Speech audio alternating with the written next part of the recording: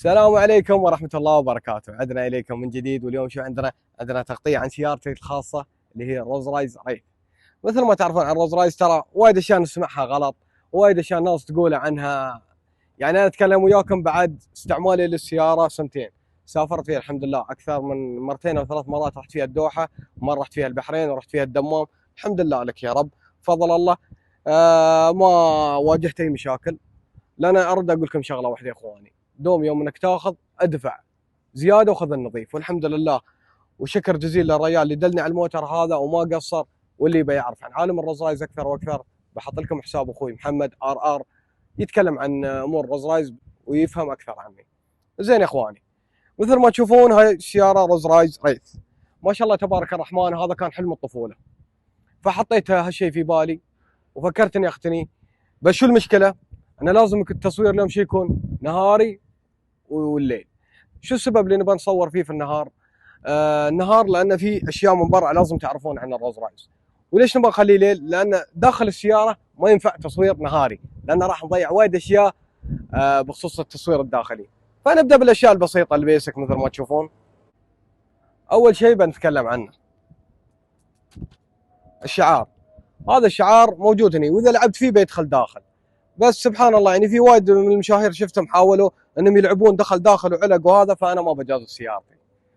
تعالوا يا اخوان، الداخليه ما شاء الله تبارك الرحمن. بنتكلم اول شيء عن المقصوره الخلفيه. مثل ما تشوفون موتري انا مواصفات خاصه ما شاء الله تبارك الرحمن. الخشب اللي هني الروز رايز انت تفصله وانت تطلبه بالطريقه اللي انت تشوفها. يعني مثلا كل ما عندك كل ما دفعت كل ما زادوا لك اوبشنات. فما اقدر اقول لكم فل واحد ونص، ما اقدر اقول لان ما في هالفئات. انت وش اللي تباه. انا اكثر شيء لفتني في الروز رايز من ورا، مثل ما تشوفون يا اخواني، من ورا اذا قعدت ترى هاي السياره مش سياره دريول، مش انك تجيب لك سايق يسوق عنك السياره. الريث خاصه انت تقدر تسوقه. فالمقصور الخلفيه شو اللي ضايفين لك فيها؟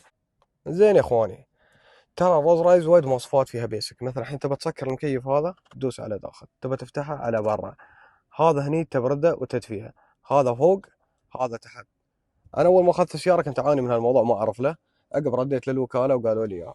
وفي بعض الاوبشنات عندكم السقف نجوم، عندكم الطبلون مثل ما تشوفونه ما شاء الله.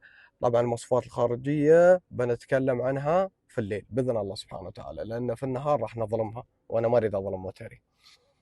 وهذا هو الخلفيه مثل ما تشوفون. يعني شيء واحد مثلا نقدر نقول اكس لارج يقدر يقعد فيها. دبل اكس جربت واحد بس ما ضبط. هذا هو مثل ما تشوفونها من داخل. الحلو في الرزايز وايد من الناس يقول لك لا هالباب تواجه فيه مشاكل في الطلوع ولا انك تنزل. موضوع جدا بسيط بصراحه، نزول وايد جميل. وفي بعض الناس تقول لا هي تتسكر من داخل اوتوماتيك. الريث نفس الموديلات من 2014 لين 2021 اخر موتر يعني كان عندنا موجود، لا من داخل سكره وتبطله. زين يا اخواني، بخصوص الناس اللي بتقتني روز رايز يحاسب من نقطه مهمه جدا، المظله مثل ما تشوفونها. في اوبشن انا ما جربته بصراحه ما اقدر افتي فيه، بس يقول لك اذا جاء عليها ماي في نفس شيء داخل شيء نشفها او شيء من الحراره. ما والله ما فهمت له. طبعا احنا في اجواء الخليج مثل ما تشوفون ما شاء الله صور لهم الجو منصور لا هوب والحمد لله لك يا رب، فما نحتاج مظله. بس حلو يعني شيء من الاوبشنات. واكثر شيء بتحبونه في الروز رايز وبيميزكم فيه المفتاح. مفتاحها مميز جدا بصراحه. يعني شوفوا حرف الار الشعار اللي هني، فوين ما تحطه ما شاء الله تبارك الرحمن حجمه حلو. بس اللي يلبس كنادير وما يحب الاشياء الكبيره بيتلعوز. زين يا اخواني، طبعا السياره هي 12 سلندر ما شاء الله تبارك الرحمن. يعني سحبيته على وزنها جدا ممتازه، عن تجربه اتكلم. اعطال في وايد ناس على طول يمسكوا لك اذا الماكينه، ليش انت تقول اذا انت تسرفس الماكينه ما بتخترب عليك. فهذا هو. ومثل ما تشوفون حجم الرنقات او الجنوط مثل ما يقولون ما اعرف والله. احلى شيء في الموضوع ان حرف الار ما ينجلب. السياره طول ما تمشي لو تصور حرف الار تم مثل ما هي ما شاء الله تبارك الرحمن. طبعا هذا شرح بسيط وبيسك. المواضيع الباقيه بنتكلم فيها في الليل، لان ما نبغى نظلم السياره في التصوير النهاري، لان في النهار ما فيها شيء، حالها من حال المرسيدس ولا اي سياره ثانيه عادي. بس في الليل لا، راح تشوفون الجماليه. فتريونه لين في الليل.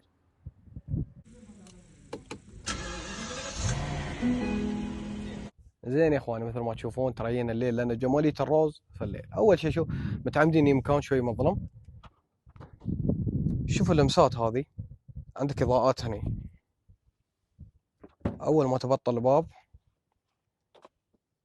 ما شاء الله تبارك الرحمن، انتم شفتوه في النهار الحين تشوفونها في الليل. طبعا الروز تميز بموضوع الاضاءات والنجوم اللي فوق. النجوم هذه تكون مرتبة بشكل يعني ما شاء الله جميل، ما تعور عينك. حتى لو الحين مخلنا على شو اسمه الإضاءة كاملة، يعني مش خافنها، تقدر تخف وتقدر تزيد. بتشوفون المواصفات الثانية، ومثل ما تشوفون الحمد لله لك يا رب انه موتر متميز بخشب اليخت، وفيها بعض الاوبشنات الحلوة مثل ما هني تشوفون انه ما في ليت، بس من تحط يدك يولع. عندك إضاءة خفيفة، وعندك إضاءة هني تحت، هي تتميز بالإضاءات ما شاء الله تبارك الرحمن. الحين نشغل السيارة. للعلم يا اخواني ترى صوته نوعا ما مزعج، لازم تحط حسابه لا احد يقول لك. بسم الله. الحين نشغل السيارة. بخصوص الداخلية، في ناس تقول يمكن هالاضاءات اللي وايد ما تحب الاضاءات، والناس يعني مثل ما تعرفون اذواق. فانت تقدر تخف الاضاءة الداخلية مثل ما تشوفون يا اخواني، تقدر تخف الحين لان الباب مبطل، بس الاضاءات هاي تقدر تخف عليهن بالطريقة هذه، تقدر تزيد عليه، تقدر تبندهن كامل. حنشوفوا تكون مبندة كاملة. عندك الاوبشن اللي انا عاجبني في الموتر بصراحة، حتى الشاشة هذه تتسكر مثل ما تشوفون يا اخواني.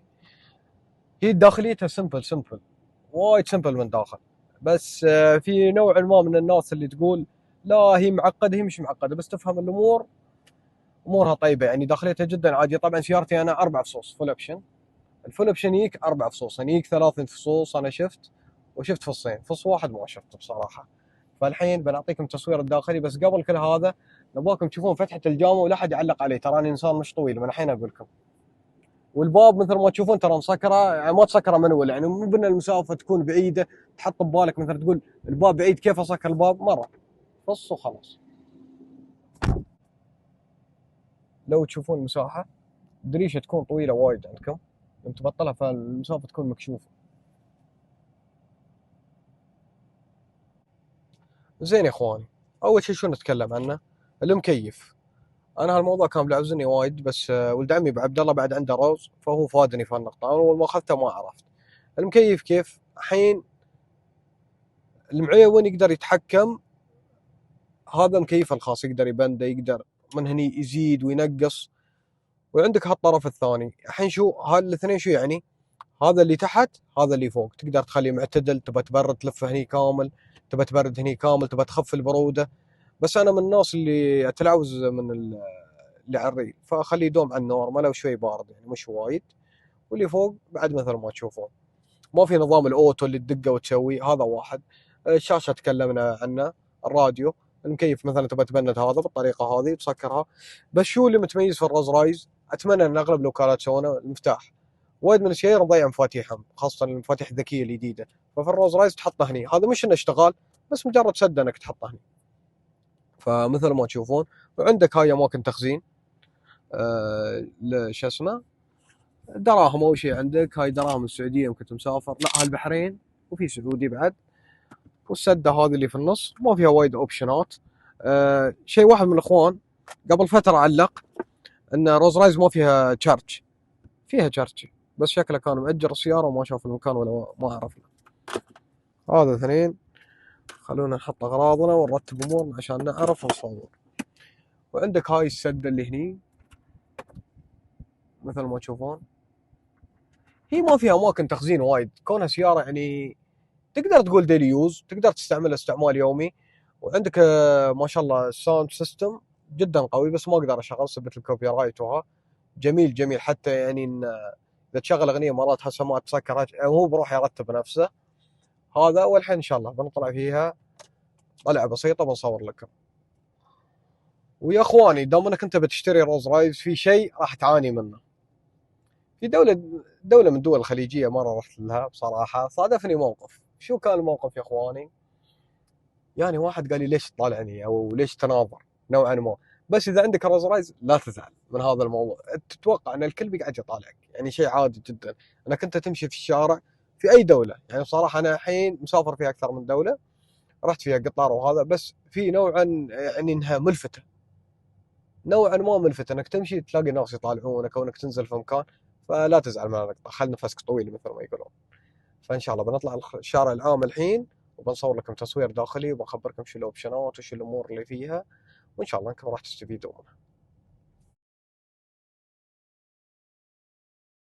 زين يا اخواني، اول شيء السؤال الاول، الاربع فصوص شو يعني؟ اول فص مثل ما تشوفون، اذا في سياره قدامي فيها رادار انها تخفف بروح انا اخليها شغاله. وايد من الناس يقولون ان هذا الاوبشن ما يفيد وهالكلام، لا بالعكس الاوبشن وايد يفيد، انا اتكلم وياكم عن تجربه. الاوبشن الثاني، اذا طلعت من المسار ترد، هذه بعد مفيده خاصه في الضباب، انا بصراحه استفيد عنها. ثالث مسار، ثالث فص سوري، اللي هو الشاشه اللي هني فوق، تشوفون الحين مسكره شغله، فيعطيني القرايات واقدر احط الماب عليها واي شيء من هذه الامور، ما اعرف شو يسمونها بصراحه. الاوبشن الرابع اللي هو النايت فيجن، اذا في ضباب ولا شيء يشتغل عندك النايت فيجن. طبعا هاي موجوده في الاس في المرسس، واغلب الناس تعرفها، فانا محتاج في الوقت الحالي. تدفئه للكراسي وتبريد فيها، يعني هالسؤال اكثر من مره. وعندك الهيدر ليك مثل ما تشوفون يا اخواني موجود فيها.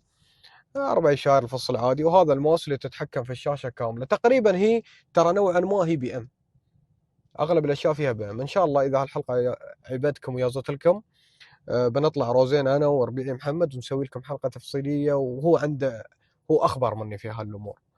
فمثل ما تشوفون هاي الاوبشنات الداخليه، وقلنا ما تكلمنا عن الماكينه وايد والامور.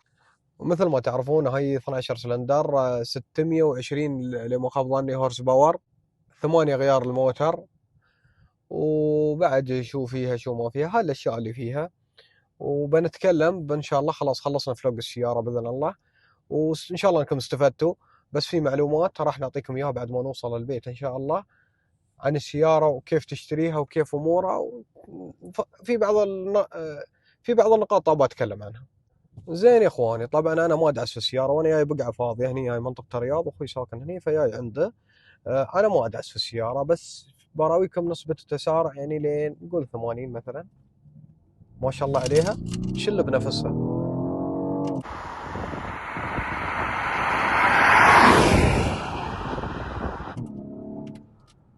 يعني ما شاء الله تبارك الرحمن، انك من تعطيها ريس انها تقوم على وزنها وهذا، بس الا 12 سلندر ما شاء الله تبارك الرحمن.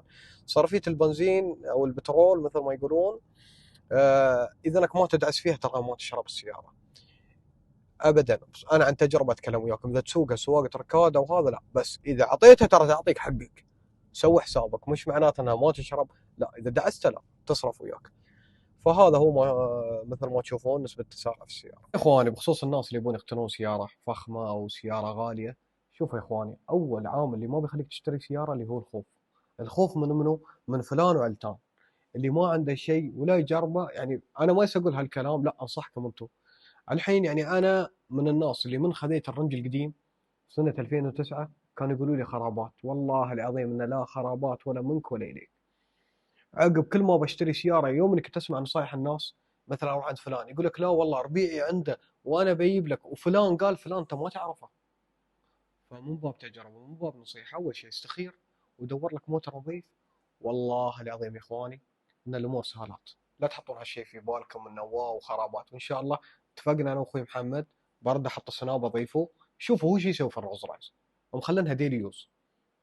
فان شاء الله الحين انا واخوي محمد راح نسوي حلقه، يعني بنتعاون فيها باذن الله سبحانه وتعالى، وبنجرب السياره وبنطلع فيهم كيلومترات، يعني في الامارات بس مسافات بعيده ان شاء الله، وبنعطيكم شو السلبيات وشو الايجابيات. يا اخواني لا تنسوني في اللايك والاشتراك وتفعلون الجرس، ولا تقصرون معي. طبعا هالحلقات وهالاشياء اللي سويتها راني اتعب عليها، والشباب مش مقصرين والله، اللي تشوفوني في السناب مساكين ينزلون في الحر ويصورون وهذا، فنستاهل لايك ترى والله العظيم. اني انا كل ما اشوف الارقام تزيد اتحمس اسوي اشياء جديده. الله يوفقكم ونشوفكم على خير. اخوكم ابو عبد الله السنابي موجود تحت ومكتوب في القناه، اي شيء تبونه كلموني. مع السلامه.